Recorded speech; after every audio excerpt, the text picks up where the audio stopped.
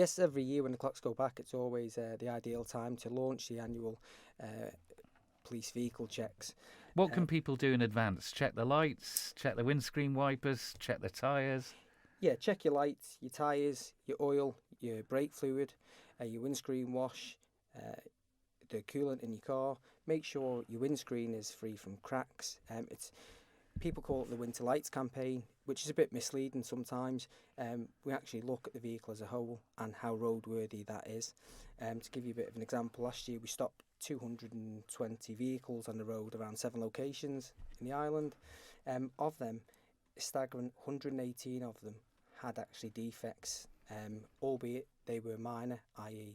Maybe a headlight out or a rear brake light out or something like that. 3 people were also given fixed penalty notices, endorsable fixed penalty notices, which resulted in them receiving penalty points between 1 and 3 penalty points and £120 fine on the So spot. that's more serious defects on the car then? Yeah, they're more serious defects. Them sort of defects where people are issued an EFPN, they're more for the tyre offences, because when your tyre tread is so low and it becomes illegal, it is dangerous, particularly in the wet weather that we've recently experienced there. And 1 vehicle was seized due to its general overall poor state. Which is shocking, really, that it's even on the roads. It is, and we're seizing more and more vehicles now, not just for being unroadworthy, but also having no tax and no insurance. We do actually have a power to seize vehicles that haven't got either of them. How many, when somebody's stopped and there is a defect, say a light's out, are they given time to rectify that and prove they've done that to you? Yeah, certainly. We've all been in that unfortunate position where we're driving along and our light goes. We recognise that. It happens to police vans. Get that sorted ASAP. What we do with people that we stop at the side of the road is we give them what's known as a VDRN, which is a Vehicle Defect Rectification Notice, which gives them 5 days to get the defect, which is normally lights, sorted out. They bring it back to a police station and that's it. They don't face any formal action. You said you had 7 locations there. Are you thinking of different locations? Because one of the big things is I think most people probably know where to expect these checks now. Yeah, they do. And also living on a small island as well, we are quite restricted in the locations that we can use. But we have identified a few around the island that we're going to be trialling this year. There's 2 new ones. And the other ones are the recognised ones which we've had in previous years, which is the Grandstand and Braddon Bridge. The idea of the campaign is to get people into the habit of checking their vehicles. So next week we will be putting something on our social media feed on Facebook and Twitter, a brief guide of how to check your vehicle and what to look out for.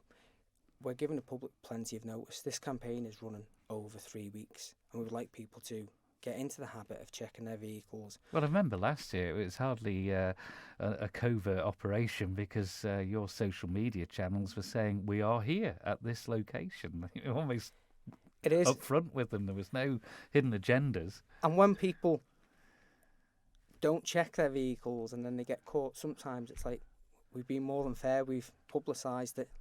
Last week we put something out on our social media feed saying that this is coming up.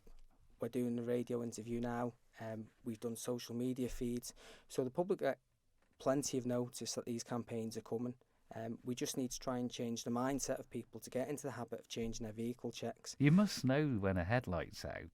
Yeah. Surely when you're Absolutely. driving.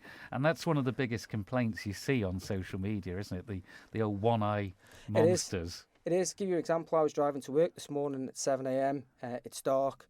A car came past me, had no front lights on it. The only thing that I had was one side light. It's a vehicle that's clearly got a defect. The driver would have known because it was out in the country. 7 o'clock, it's dark. 7 o'clock, he's driving down a dark, unlit road. That would have been clearly evident to them that they've got no lights. That is just a total disregard for the safety of other road users and also themselves.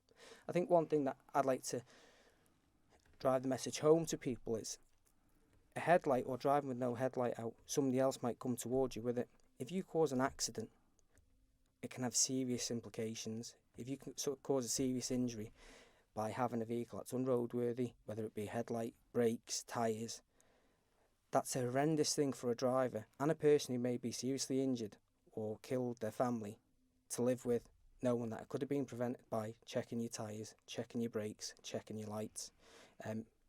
For every action has consequences, and with motorists, sometimes things can go horribly wrong. There's no such thing as an accident now in police No. speak, is there? There's not. There's always a cause and an effect. Road traffic collisions.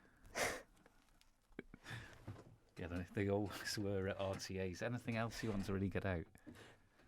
As I say, the campaign, what we want to get people into the habit of is checking their vehicles. Please check your vehicles. What we want people to be safe on our roads. If you're driving a safe vehicle and you're a safe driver, Nothing to worry about. Everyone will be safe on the roads. That's what the campaign's all about. So it's more about education.